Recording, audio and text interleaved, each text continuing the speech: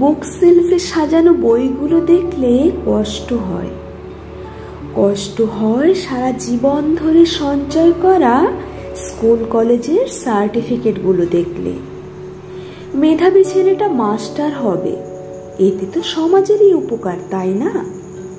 তাছাড়া বোকার মতো ভালোবাসি পড়াতে পড়তে, তাই ছোট থেকেই মাস্টার হওয়ার স্বপ্ন দেখা।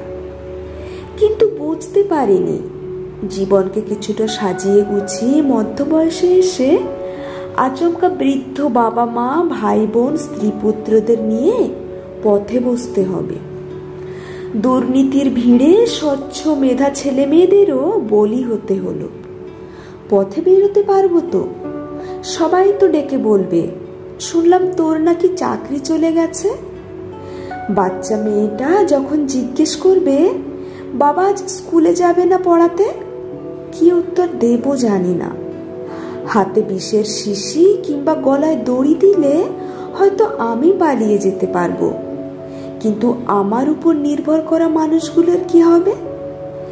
এখন নিজের জন্য কান্না করব, নাকি আমার সঙ্গে জুড়ে থেকে মানুষগুলোর প্রয়োজনের কথা ভাববো? কি করব?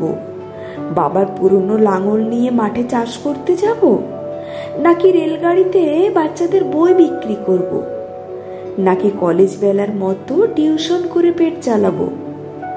সত্যি কি সেই শক্তি আর পাবো? সবাই তো সেই কটাক্ষ করে বলবে, শুনলাম তোর নাকি চাকরি চলে গেছে।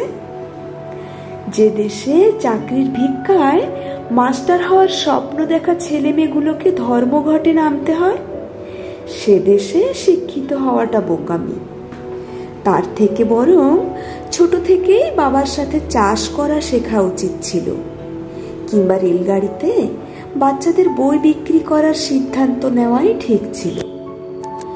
এখন তো মনে হচ্ছে রোদে পুড়ে জ্বলে কাজ করা মজদুরগুলো ভালো আছে, যাদেরকে দেখে ট্রেনে বাসে সবাই নাক সিটকায়, যারা সামর্থ্য হিসেবে জীবনকে সাজিয়ে নিয়ে ভালো আছে হয়তো। নষ্ট সমাজে মাস্টার হওয়ার স্বপ্ন দেখে বড় ভুল করেছি। মায়ের দিকে তাকাতে পারবো তো? কি উত্তর দেব তাকে? নতুন চাকরিটা পেয়ে আমার সাফল্যে জীবনের শেষ বয়সে যে মানুষগুলো আনন্দ খুঁজে পেয়েছিল, এ খবর তাদের কাছে কতটা সুখের হতে পারে তা আমি জানি। হ্যাঁ, মাস্টার হওয়ার স্বপ্ন দেখা ভুল ছিল। গল্পটা মিলে গেল। নতুনরা দারুণ কিছু শিখবে। পড়াশোনা ছিকেই তুলে পাড়ার মাচায় ভিড় জমবে। ছেলেমেয়েরা অশিক্ষিত থাকলে অনেক সুবিধা। ভোট উৎসব চালু থাক, রুটি তরকারি আর মদের বোতলেই সমস্যা মিটে যাবে। ছি ছি, অশিক্ষিতের দল শেষ করে দিল সব। এবার বেকারদের বিষ কেনার ভাতা চালু করলে পারে অশিক্ষিতের দল। কলমে বিশ্বজিৎ।